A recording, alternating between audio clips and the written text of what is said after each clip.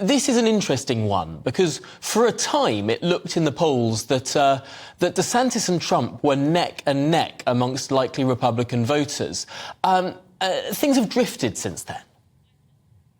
Well, they've drifted a little bit, but there have been many situations that have contributed to that, Tom. One, in fact, was the indictment against Trump, and people really reacted to that, and that helped. But let's give a perspective on what happened with DeSantis. I don't see it as a super big deal.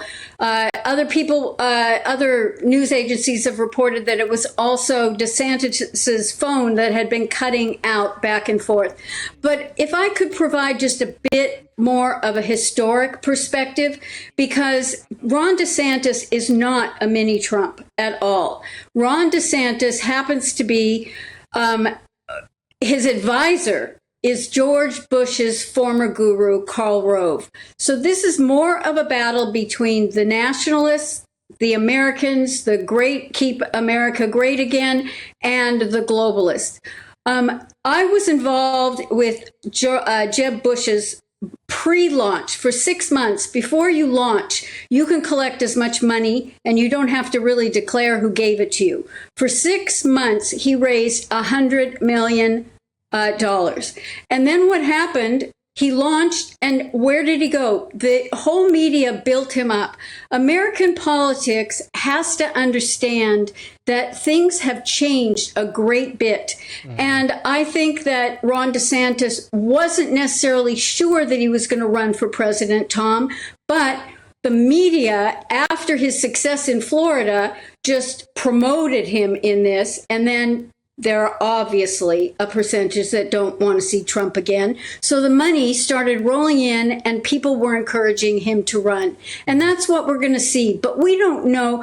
This is just a minor incident.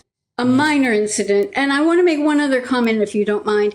I've noticed on Twitter that some people are accusing Trump of having accused DeSantis of disloyalty. Well, the fact is that if you look at Trump's response when Tim Scott announced his presidential campaign, all Trump had to say was that he worked with him and he had good things about him and he wished him the best of luck. So please, I ask the media to give a more balanced perspective to the criticism that comes. He's never criticized Mike Pence. Never at all. The only thing he said in his town hall was that Mike Pence listened to his chief of staff and the lawyers and made a decision. So this is something to really look at. And I don't think Trump is in the least bit threatened by DeSantis. And DeSantis will be seen more as a globalist. And he's not.